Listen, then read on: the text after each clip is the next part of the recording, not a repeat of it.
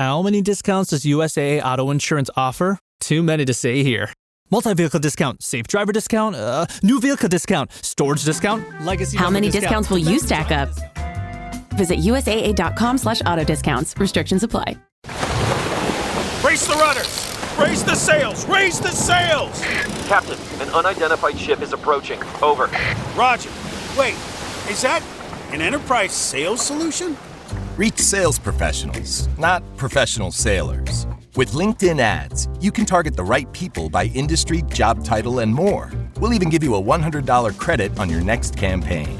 Get started today at linkedin.com/results. Terms and conditions apply. Hey, it's Paris. You know I love sparkly things, right? Like stars. Duh. And thanks to Hilton and AutoCamp, I just slept under them. Picture me, serving looks by the fire outside my luxurious Airstream, making s'mores with the kids, while a national park is our backdrop. The great outdoors meets Hilton hospitality. That's hot. Explore all the new ways to stay at Hilton.com. Hilton for the stay. This episode is brought to you by Netflix. Becoming the most valuable sports franchise in the world doesn't happen without risk. A man who's willing to bet it all, and the players ready to make their own luck. America's Team, The Gambler and His Cowboys, is the story of the 1990s Dallas Cowboys and Jerry Jones's impact on NFL history. Featuring interviews with iconic 90s players and more. Watch America's Team, The Gambler and His Cowboys, streaming now only on Netflix. Hi, this is Tony Ruggiero here on the Tour Coach Podcast, where we bring you the best mental coaches, fitness experts, teachers, players, everything from my journey in the game of golf to help you learn to play better golf, teach better golf, and enjoy the game. Come on in. We're going to have some fun. All right, joining us here on the Tour Coach. And before we get into that, I want to remind everybody, this is the first time we're announcing it, we're kind of switching locations wherever you get your podcast. So they're going to be in both locations for a while, but in a month or so, you'll just Google Tour Coach or look up Tour Coach on your podcast and you'll see a new graphic. It's green and that's the new location. It's all done to link everything so you can watch these as well as listen to them and also link it to the YouTube. So make sure you follow the Tour Coach. But joining me here, this is another one of those Tour Coach editions where we go back over the old On the Tee with HJ, our good friend Ralph Carroll used to produce the Dew Sweepers for years and years, dug these up, and like we do so often, Wayne and Jackson, or some of us, we go over some of the gold that was spewed out by the Silver Fox, HJ, on the tee when he used to come on every week. He would be the second segment of the old Dew Sweepers radio show back in the day on XM and PGA Tour Radio, but we got a great one today. We're talking about making a swing change. I think that's real common. We get lots of people that come in and they ask about it. Wayne and I talked a little bit about this, Jackson, a little earlier, about the phases that people go through. I thought this, when I listened to it, Wayne, you commented on it that it was like, hey, it's what we deal with every day. But, I had forgotten before I listened to this. But the thing that always amazes me is how up to date his info seems. Like, Wayno, tell everybody what we talked about on the way here, about a little bit about the process. I thought for people that are contemplating, thinking about, or undergoing a swing change, I thought the steps he went through and the process and the length of time, I thought was really enlightening and really helpful for folks that are trying to make swing changes. Well, Tony, I remember one time I was watching Hank teach and guy came up to him. It was in, October or something like that here in Alabama. And we're kind of rolling into the middle of football season and hunting's in full swing and, it's off season, right? So that's when golfers are trying to make some moves and get ready for the spring and surprise all their buddies and all that stuff. And I remember watching Hank, and he had this guy come up who's a pretty decent player, maybe a 7, 8, 9, 12 handicapper. And he had a little funky move in his swing. And he came up on the tee and he said, Hank, I want to get rid of that move. I want to work on my swing. I want to make a major change. I'm ready to do it. I want to do this. And I'll never forget, Hank looked him dead in the eye and he said, Are you really sure about that? And I mean, he was serious, and nobody knew what to say. And the guy was like, "Oh yeah, for sure, I want to do it." And Hank goes, "No, are you really sure? Really sure. Right? Are you really sure? I mean, we can do that. We can take your little funky move that we have, and we can fix that, and we can make it better and look better and be more reliable under pressure and blah blah, all the stuff, right? But understand that this is an undertaking. This isn't just something you're gonna come take a couple quick lessons and go play 9 holes with your buddies for $10 Nassau, and you're gonna work it out here in a couple weeks. That's not how it works, right? And so Hank and him, I was lucky I got to sit in on that day, but Hank and him had a really good conversation about here's how we're gonna do it. Here's what you're gonna face. Here's the 1, 2, or 3 things that are gonna happen during this time. Here's where it's gonna be hard. Here's what's gonna be frustrating. Here's what's gonna take a lot longer than you want it to take. But we can get this done, but we have to have a commitment, right? We have to really be sure that we want to make that change, right? Because those things take a while to those habits die slowly, and they take a while to go away before the new habit can be imprinted and become something that you own, where you can do it every day and don't have to think about it. And Jackson. Yeah, no, I agree. I think it was, like I said, I think he was ahead of his time, but the information, when I look back on it now, it coincides so much, Jackson, with the stuff that I know I do with Colby, we all do with Colby, where, a lot of the band work where you're taking the club away and the ball away coincides with the stuff Dr. Bonacor had said at the Golf Magazine Top 100 Summit, as well as here on the podcast, Jackson, with you and I, when we were at Bluebell that day and did the podcast with him about awesome. Of how you learn about taking the club and ball away and teaching your body how to learn a new pattern. It was right down that alley. What did you take from those words from HJ on how to make a swing change? Yeah, 2 initial points. I took a bunch from it, but 2 initial points. The first one, every change you make takes you back to the beginning, right? So limit the number of changes, which I think that's a great lesson for all people. And great for instructors, which is why I'm thankful to be part of your guys' camp, because so much of it's cause and effect and figuring out the one thing to fix 5 instead of 5 things to fix 1. And quick shout out too for when we got on, right before we got on, Jackson, Emilio Gonzalez, a young man we all know, but Jackson, you work with him on short game. I've worked with him on full swing for however many years, 7 years, and been working on the same 2 to 3 things for 4 years, 5 years. And that's a testament to being willing to be committed, like Wayne was just saying, and it wasn't science, it was magic, I guess, that did it. And I'm starting to get my confidence back, Jackson. It's crazy. I don't know where it went, T, but I don't know. There's some, a couple people running around down there wondering how I got my confidence back. Okay, go anyway. Sorry. So, yeah, I think that's great. Every change you make takes you back to the beginning. So limit the number of changes. But I think my follow-up to that is like, what happens if you do get somebody that comes back a whole bunch, where it's not necessarily like a big change, but it's little tweaks? Like, do you still consider that a big, like a swing change, or would you guys disagree with that? I don't think so. I think, like, I always used, Wayne, the analogy, and HJ might have told this and I stole it, or I might have come up with it. I can't remember. But that when you go in, like on that first stage and you're putting the stuff in, that's like when you use the rollers on a big paint in your house. Then the little things afterwards are like when you come in with the little brush and you're fine tuning and your touch up, right? And I think that the tweaks and the fine tuning, it all comes from, is part of the process. But the bulk of the stuff you do, I think, is what, HJ was talking, Wayno, and like you were talking. And the interesting thing you brought up, Wayno, on the ride earlier was people are so scared of it, but actually that's not the longest part of the process. Right. Right. That's the amazing thing to me. I mean, and now it seems like the longest because that's the part of the process when you make whatever the major change is. Mm-hmm. That's the part of the process where you're the most uncomfortable. Probably the performance of the ball may be at its worst at that point in time. Right. And, that's the part that, people may do that for 1 hour golf lesson, and they feel like they've been doing it for 6 months and they're sick of it already, right? Because it's clearly no fun, but Right. because it's so drastically different, it's such a different imprint that's trying to take place, right? So once you start down that path, you've got a rough day or two, or week or two, or month or two ahead of you.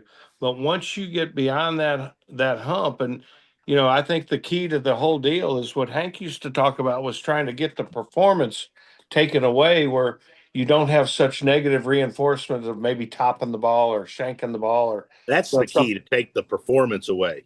if you can get the performance out of there, and get them making the new move, and doing the change, whatever the change may be, where they can recognize it in their reflection in a mirror, or a reflection in a window on their back porch, and they can make 50 swings in the morning and 50 swings in the evening while they're lighting the grill to cook dinner. You can make those changes without a whole lot of pain and suffering.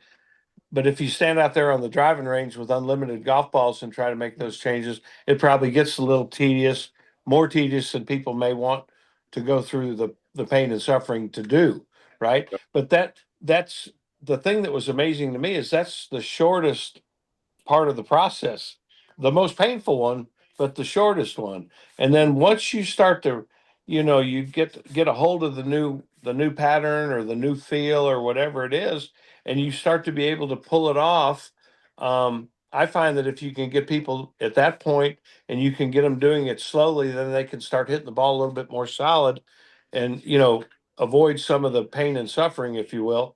Um, but but the part of taking it from painful to owning it, where you don't have to think about it and you just make good swings all the time, that's the longest part of the process. And everybody thinks that the big change at the first is the hardest part, but really the hardest part is sticking with it long enough without trying to introduce any new changes that kind of can derail the process, if you will. And So going to you, Jackson, I think that's the hard part as teachers. People come back, and Wayne, how many times we heard they go, "Oh, I've got this stuff you gave me last time," right? yeah, gotta figure it out. What are Yeah. we going to do now? And you know, they don't have it yet, right? And that's the hard part. But you can refine what they're doing and refine their understanding, and maybe I always remember Smiley would always say we'd be working on the same stuff, but he'd call it different medicine, a different way to do it, or a different way to feel it, that kept you on the same stuff, but maybe changed up the feel. I think that's a legit way to do it, but you've got to stay on the same stuff.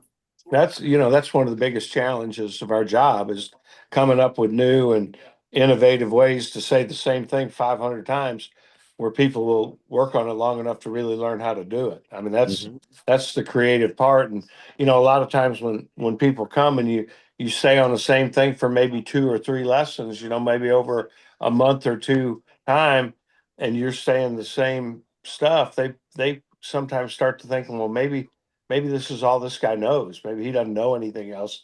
Maybe I need to go find some more information. And, that's seldom the case, especially with your better teachers. They don't need more information. They just need to get better at doing what they haven't really learned how to do yet. And that's a tough pill to swallow sometimes for the average guy out there trying to get better. But that is the way it works. I mean, it's not always what you want to hear, but it's probably the truth, right? Yeah, exactly. Jackson, more thoughts on it, on the process?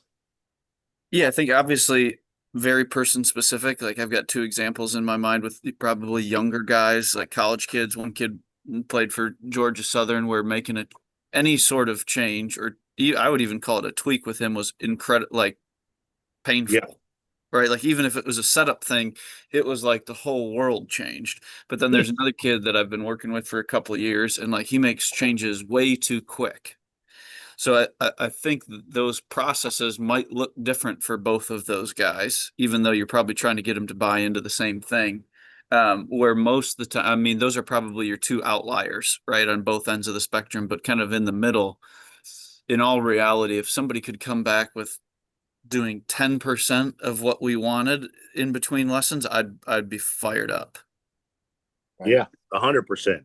And I always go back to, I use this all the time. I mean, obviously, Dr. Bonacour's talked a bunch about it, and it, learned it from Colby with the movement stuff. But Hank used to always say, that the slowest way to get better and make a change was to do it full speed with a ball. Second slowest was slow speed with a ball, and the fastest was without a ball, like in front of a mirror or something, no ball, right? And I mean, I think that it's also important, and it's really hard when you're teaching with some of these folks but I explain that to them. Like, that's not me, that's not Wayne, that's not Jackson. I mean, that's motor learning, right? Like, we didn't come up with that shit, right? Like, that's what it is, and I think sometimes you've got to break it down and you've got to explain to them, like, this is how you learn. You're learning a new movement, and they may not like to hear it, but man, it's the only way to make them better. And Wayne, I say this all the time to people, you're one of the very best, if not the best, at hammering people to stay on something for a long period of time. And, I know sometimes it'll frustrate people, but damn, it works when it comes to developing you into a good player. Yeah, once they learn it. But again, I spend a lot of time talking to my people about how to learn, and I spend a good bit of time saying, hey, I know this isn't what you want to hear, and I didn't make any of this stuff up, but this right. this has all been laid out by people way, way smarter than me, and they say this is how you learn a motor skill. And so I'm going to trust them on that, and I'm going to try and operate this golf lesson within that realm of how you can learn something the quickest way.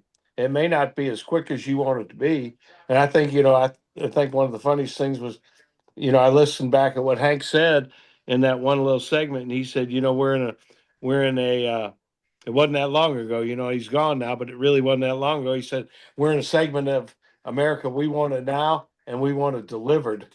Right. and you know what? That sounded just like HJ, I mean, that's Yep. what people want. They want it now. And really, I don't know if they want it delivered. They just want it now, and they want to lay the money on the table, and they want to Yep. own it right then and there. Right. And that's just not, and that's why That's golf's just not such a how it great game. works, right? It's just not how it works. And, that's our job, and, our creativity, how we've got to sell what we do, and how we got to get people to believe in how we do it, and give them their best chance of learning it as fast as they can. Jackson, any more thoughts? I think it's great. And unfortunately, I think the sell aspect of it is a big deal that Wayne was talking about, especially, I mean, my mind goes to social media and the access of information, especially probably for a younger generation, how they can see a whole bunch of stuff and how way, like, they can deviate from what they're working on way quicker. I mean, they can do it on their drive home. Yeah, right? And they do. And they do. And they do, right? So, like, shout out to your boy Emilio.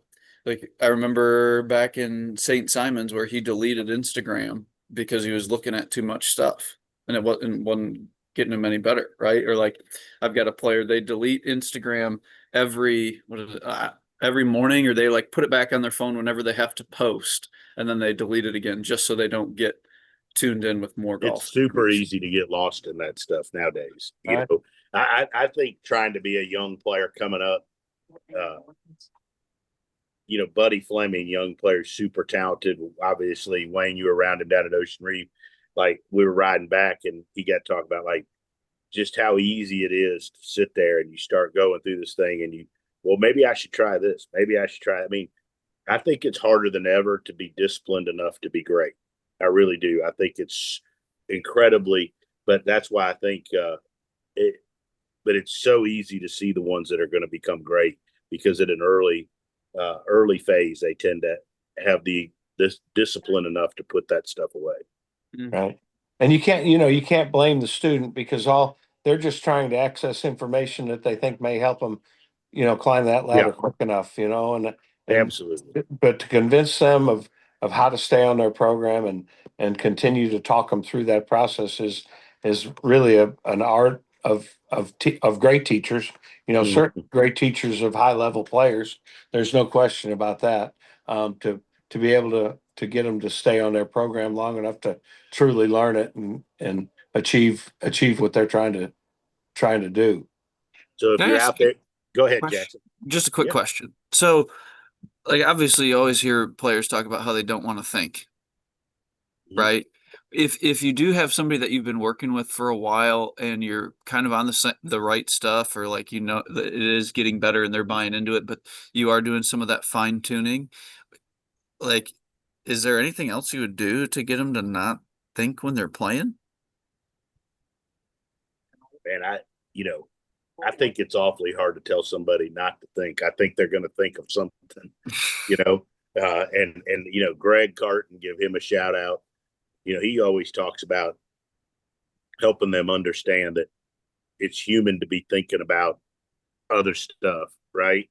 And that the thinking isn't what's bad; it's how they react to those thoughts that is what makes bad shots or poor performance, right? So I think if we can help them understand that, like Wayne always talks about, staying on their program, doing their stuff, and understand that it's natural human nature to have these other thoughts or to get out there and to want to try it, but it's how you react to those thoughts that is what's going to determine whether you get better.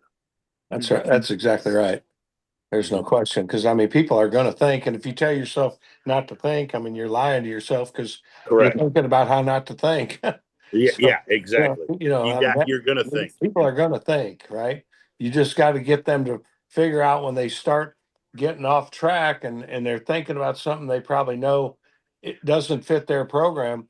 They've got to be smart enough or understand themselves enough to get themselves back on the one or two things that they know make their program work, and to continue to try to monitor that for the next 3-4 hours while they're out there competing.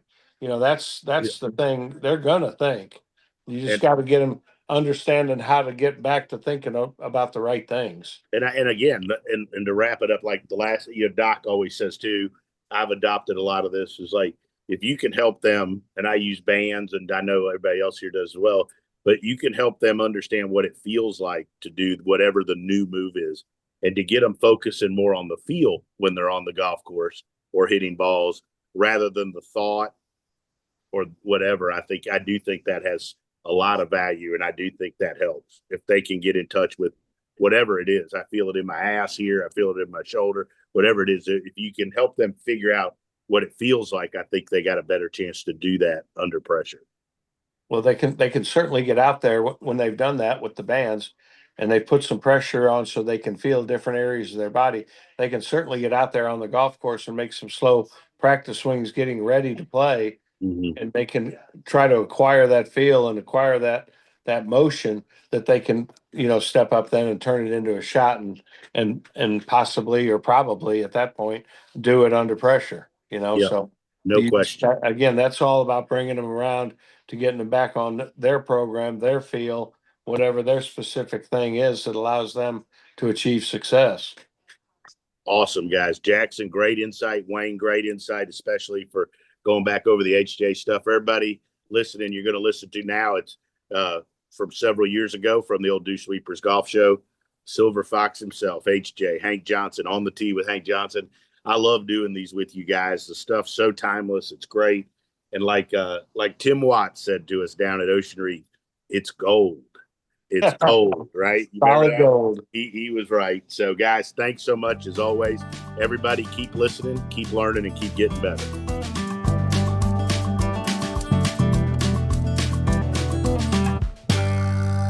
And it is the time to go on the tee with Hank Johnson, our resident Dew Sweepers insider, PGA Teacher of the Year, Golf Digest Top 50 instructor.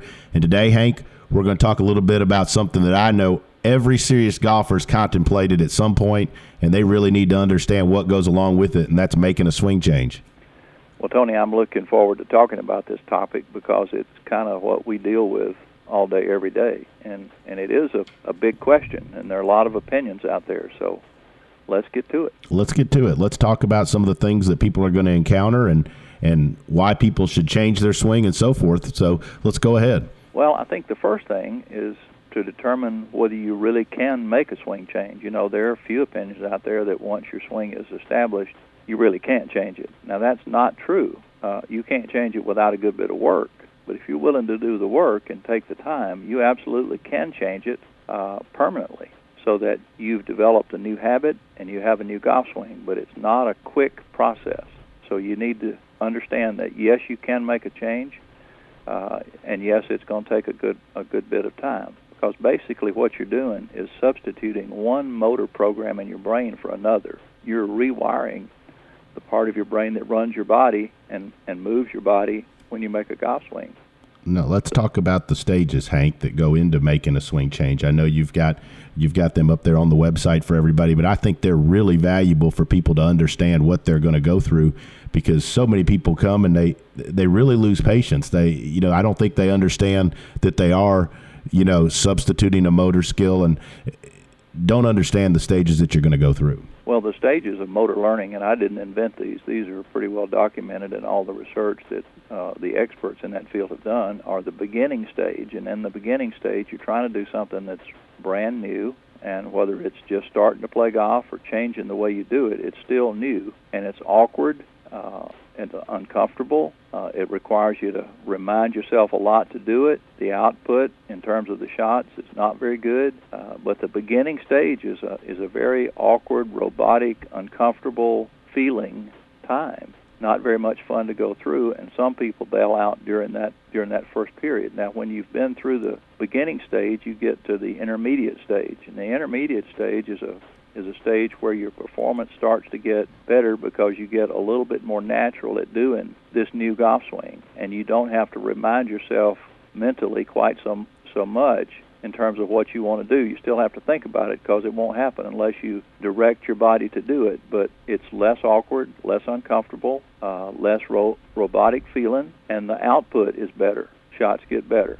And then when you get to the advanced stage, which is the final stage, it's just automatic. You don't have to think about anything. It's your golf swing. You own it. It's your habit. And when you make a swing, that's the way you swing. Now, the beginning stage is fairly short. Let's just think of that as a matter of weeks. The intermediate stage is a long stage. I mean, it could take from 6 months to 2 years, depending on how complicated the swing is. And then when you get to that automatic stage where it's just completely natural, then that will last until the next time you decide to change it. And hopefully you won't have to change it again if you get on the right program. But you have to get through that uncomfortable early stage to ever get to the point where you've got a chance to permanently change it. But those are the three stages: beginning, intermediate, and advanced. And I think the thing that I would want all of our listeners to remember is every time you change your mind about the way you want to swing, you go back to the beginning stage. And it doesn't really make any difference about the quality of what you're changing to. That's still where you go. And I guess the point there is, don't change too many times. If it's going to take a couple of years to get this thing into the form of an automatic habit, then you just want to limit the number of times you change your mind about the way you want to swing. Talk for a second, if you will, about the importance of doing drills or doing things to train yourself, the new habit, away from the golf ball. So many people, I know my students, I struggle with this, but they want to do the new swing with the golf ball. I know in your book, How to Win the 3 Games of Golf, I know there's so many things in there, drills that we do away from the golf ball, away from the golf course. Talk about the importance and how it speeds up the learning process if you do it without the ball. Well, the more you emphasize performance, the less likely you are to do anything other than whatever your dominant habit is. Now, once you have the swing you want, that's a good thing, because you can be coming down the stretch in a tournament and you don't make all of a sudden out of the clear blue sky a different swing. You just keep making the same one that you've trained yourself to make. So in that case, it's a good thing. But in the beginning, if you're focused too much on the outcome or performance, then your brain is going to make you continue to make your old swing. That's why it's so hard to change a swing if you're hitting a shot that you care about. It just doesn't seem to work. So you got to separate learning and performance, and the best way to do that is to take the ball out of the equation. You have a posture that you want to stand in. Well, you can rehearse that without hitting the ball. You have a grip you want to use. You can rehearse that without using a ball. You have a backswing plane that you want to use. You can use a mirror and rehearse that without a ball. I mean, there are a lot of things that you can do that simulate the movement of a golf swing without hitting a ball at the same time, and you can change your motion faster if you don't complicate it by putting the performance factor in there. So I think you got to spend some time just shadowboxing, where you're just making the movements that you want to make without trying to hit a ball with them at the same time. You've put a list of some reasons that people give up or they quit in this journey to make a swing change, and I guess that's the reason so few people really get better is the inability to stick with it. But why don't you go over some of the reasons that some of the people abandon these swing changes? Well, this is a list of reasons that people bail out that I really got from reading some motor learning resources. So this is not an original list, but it's pretty good. We already talked about the fact that change is going to be uncomfortable, and humans don't like being uncomfortable. So it's a built-in natural thing for you to resist change because it is uncomfortable. One of my tour player students says that change is inconvenient, and it is. But if you're going to do something different, it's necessary. I think, one of the things that gets in the way is the chaos that sometimes comes with trying to change. There's always a period of adjustment where things are uncomfortable and not familiar, and some people just don't have much tolerance for that. Some people are more willing to be uncomfortable than others, and if you run into a person as a student, or if you are a person who has very little tolerance for being uncomfortable or for doing something other than in a very perfectionistic way, you're going to have a hard time changing because you're not going to want to go through the discomfort that change requires. Let's talk about lack of patience and great expectations, some of the other things that cause people to go ahead and give up. Now, Tony, we don't ever run into anybody that has a lack of patience. No, me included. The new saying in America is, I want it now and I want it delivered. That's right. Exactly. And our students, they're perfect examples of that in most cases. Well, I think the thing that's really surprising is how a person can swing the wrong way for 20 years and then give up on the efforts to make a swing the right way in 20 minutes. But it is a tendency that our society breeds. And I think the deal is you just got to make a long-term commitment that you're just going to do it the new way until it starts to work. And again, I'm not going to say that's easy, but it is necessary. You just got to get on a different track and stay on it. Let's talk about expectations.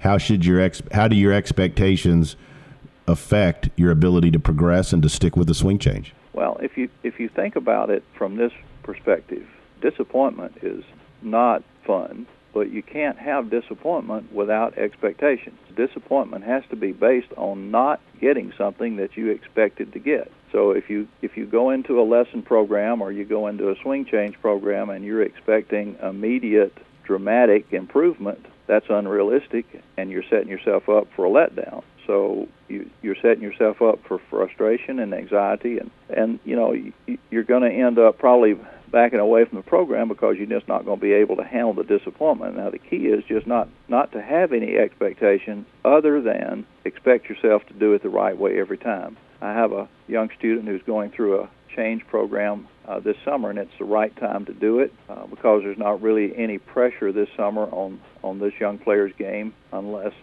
it's pressure that they put on themselves. But I've suggested that when they go and play in a tournament, rather than write down the score, write down the number of times they had their mind in the right place before they played the shot. In other words, they've got some things that they're supposed to focus on. Now, they're not necessarily swing things, but there's a place that their mind is supposed to be before every swing. And I just want them to give themselves a pass-fail grade on every stroke on the golf course based on that criteria, not necessarily the score that they shoot, not right now, because they're going to turn in a score, but that's not the major objective. The major objective is to get the game adjusted for some things that are coming later on. So I think you just got to make sure that whatever expectations you have are reasonable and are not becoming a stumbling block.